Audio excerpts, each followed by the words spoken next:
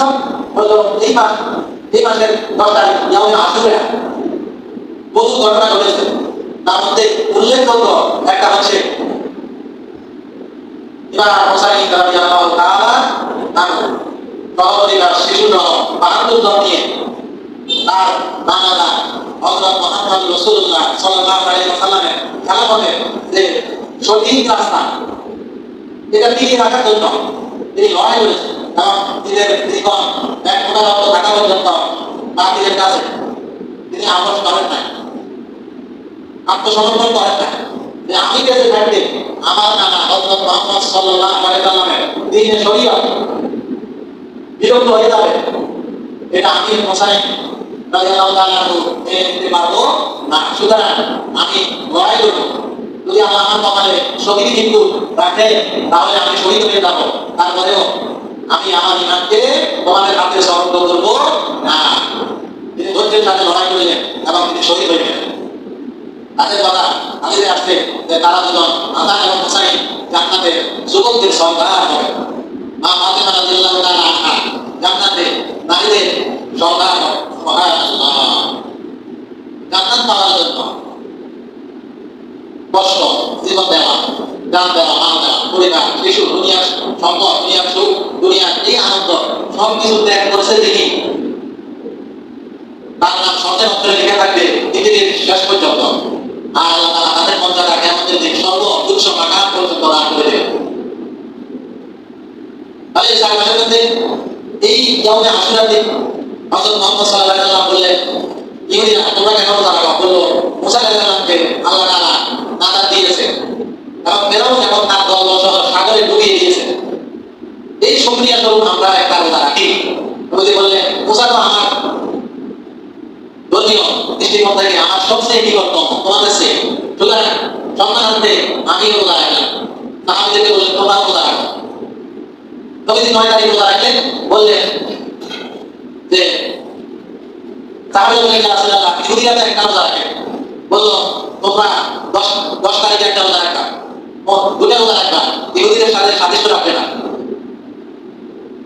তো এই দুটো রোজা যদি রাখো, আমি আশা করি আল্লাহ তাআলা পূর্বে 1 বছরে সগীরা গুনাহ ক্ষমা করে দেবেন। বলে 1 বছরে সগীরা গুনাহ ক্ষমা যদি কেউ নিতে চায়, তাহলে সে এই মহারমে 9 তারিখ এবং 10 তারিখ দুটো রোজা রাখতে পারে।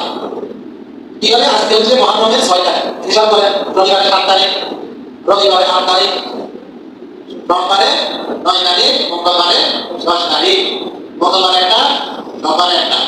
বাড়িতে গিয়া বলতে আর কোনো সমস্যা হবে? সঠিকভাবে বলতে পারবেন তো? স্ত্রীর কাছে বলবেন, মেয়ের কাছে বলবেন, প্রতিবেশীর কাছে বলবেন, যে ভাষাকে বলে দিচ্ছে যে মহারমের রোজা হচ্ছে দুটি। কয়টি? দুটি। একটা হচ্ছে সোমবার আর একটা হচ্ছে মঙ্গলবার। বিশেষ করে এই সম্মানী মর্যাদা সম্পন্ন রোজাগুলা আমাদের সমাজে নারীরা সবচেয়ে বেশি অবদান রাখেন, তারা এগুলো বেশি কথা বলে।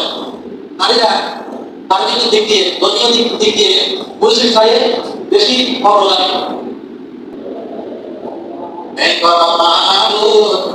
আল্লাহ ছাড়া নেই কোনো মাবুদ, আল্লাহ ছাড়া নেই কোনো ইলাহ, আল্লাহ ছাড়া লা ইলাহা ইল্লাল্লাহ, লা ইলাহা। তাহলে 4 মাসের মর্যাদা রোজার কথা কেন? জালিকাল দীনুল কাইয়্যিম, এটা হচ্ছে সঠিক দিন, সঠিক ধর্ম।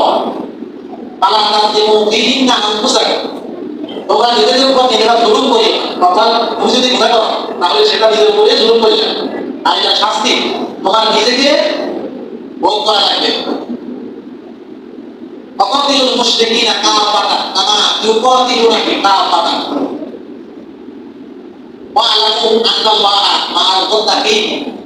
আর যদি মুশরিকরা এই সম্মানিত মাসের মধ্যে তোমাদের সাথে যুদ্ধ করার জন্য আসে, তোমরাও তাদের সাথে যুদ্ধ করো। ওয়া আলামু, দেখছেন আল্লাহ জানেন, সবকিছু দেখেন। আন্নাল্লাহা মা'আল মুত্তাকিন, আর যদি যারা মুত্তাকি তাদের সাথে আল্লাহ রয়েছে, আল্লাহ তাদের সাথে আছে, মুত্তাকিদের সাথে। মুত্তাকিকে যে বেঁচে বেঁচে চলে, যে মুত্তাকি বলা হয় যে কাটা বেঁচে চলে, অর্থাৎ সমস্ত শরীয়ত বিরোধী কাজগুলো বর্জন করে। আল্লাহ এবং রাসূল যা আদেশ করেছেন তা করে, তা নিষেধ করেছেন তা থেকে বিরত থাকে,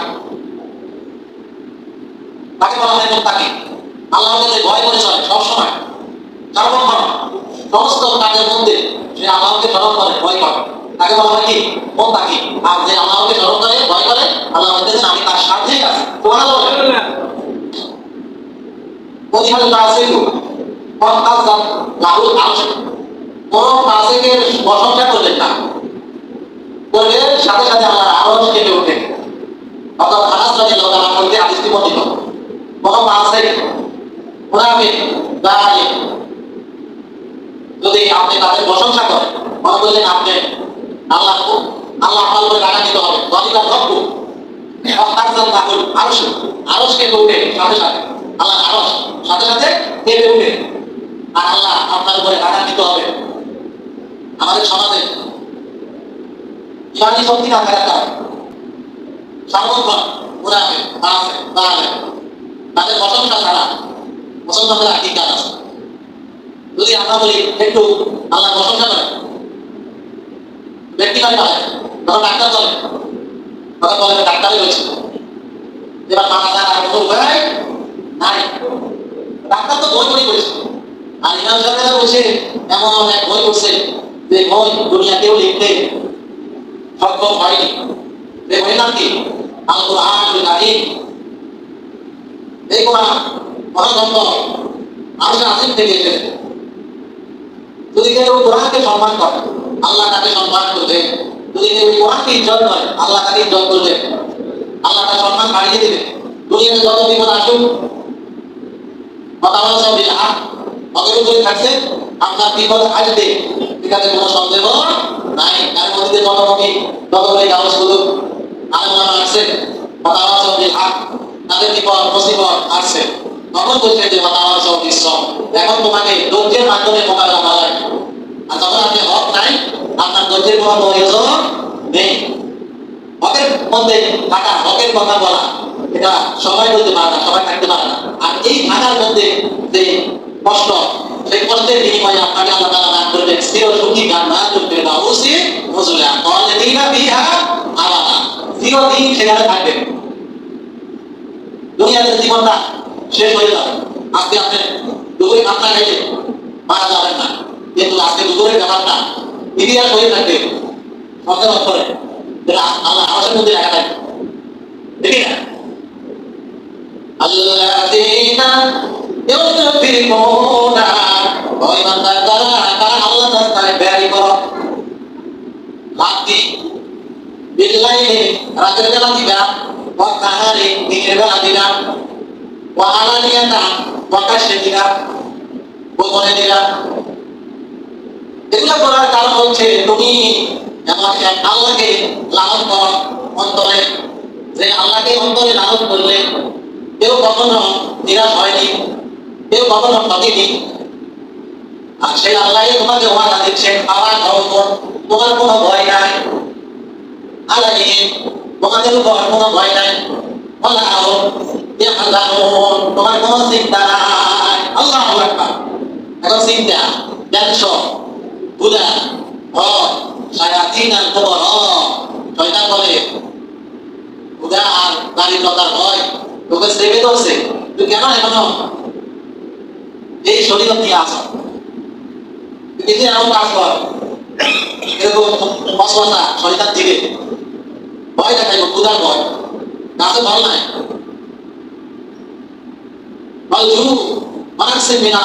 সম্পদের ভয়, সম্পদ নাই, সামান্যে গাছে ফল নাই, জমি নাই, জমা নাই, চিন্তা টেনশন আছে কিনা?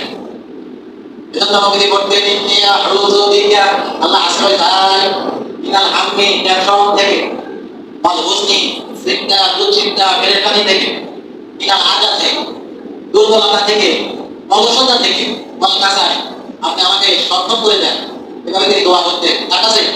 আল্লাহর কাছে। যার কারণে ঘর নাই, সম্পদ নাই, খাবার নাই, কিন্তু সমস্ত সুখ ঢেলে দিয়েছেন মুহাম্মদুর রাসূলুল্লাহ সাল্লাল্লাহু আলাইহি ওয়াসাল্লামের উপর। এজন্য তাদের পরকালে বিশ্বাস নাই, তারা হিংসা করে, আল্লাহ বলেন আমার দয়া, আমার অনুগ্রহ, আমি তাকে সুখে রাখবো, তাকে দুঃখে রাখবো, এটা আমার অনুগ্রহ। কোন বান্দার এখতিয়ার নাই হিংসা করা, কষ্ট দেওয়া, ক্ষতি করা। যে করবে সে যেন আমার সাথে যুদ্ধ ঘোষণা করে। ঠিক কত সুদ, আল্লাহ বলছেন ব্যবসা হারাম, সুদ হারাম। সরকার থেকে সম্পদ বাড়ে, সুদ খাইলে সম্পদ নিশ্চিন্ন হবে। তো তারা বলে সুদ বেচা কিনা বন্ধ, আল্লাহ বলে না, সে ধ্বংস হবে। আর যে এই কারবারের সাথে জড়িত হবে, লিখবে, চুক্তি করবে, সাক্ষী দিবে, সহযোগিতা করবে, তাদের উপরে আল্লাহ অভিসম্পা অতি শীঘ্র আসবে। এবারে কোরআনের মধ্যে আয়াত আছে 6,600, এর চেয়েও বেশি। প্রত্যেক আয়াতের মধ্যে জ্ঞানের কথা, যেরকম কথা আছে না, আমরা কয়টা যাক তোমার দিন কয়টা শুনছি, একবারে সকাল শেষে আসি, মন্দিরে ঢুকছি, 3 ঘন্টা 2 মিনিট দেরি হয়ে গেছে, তাড়াতাড়ি নামাজ পড়াই দিতে পারে না, সরকার আসছে 5 মিনিট দেরি করে খারাপ, এই চিন্তা টেনশন আর নাই। আমার অনেকে চিন্তা করেন আমার দোকান আছে 5 মিনিট লেট হয়ে গেছে, আমি 5 মিনিট আগে যেতে পারি, অন্তত 1 কেজি আলু বেশি গেছে, বেশি টাকা পাই না। কিন্তু আল্লাহ বলতেছে না, আমাদের মধ্যে যে সময় দিছ এই কারণে তোমার কোনো লস হবে না। আমার কথা কোরআনের কথা, কোরআনে আছে সূরা লুকমান মধ্যে। এই চিন্তা থেকে বেরিয়ে আসার জন্য কোরআনের জ্ঞান নাই, থাকা দরকার। যেহেতু নাই, যেহেতু সারাটা আত্মসমর্পণ, যে আমি যেহেতু জানি না, আমি অনুমান করবো না, আমি ধারণা করবো না, যে জানে তার থেকে রাখবো, আল্লাহ তৌফিক দান করে সবাই বলে আমিন।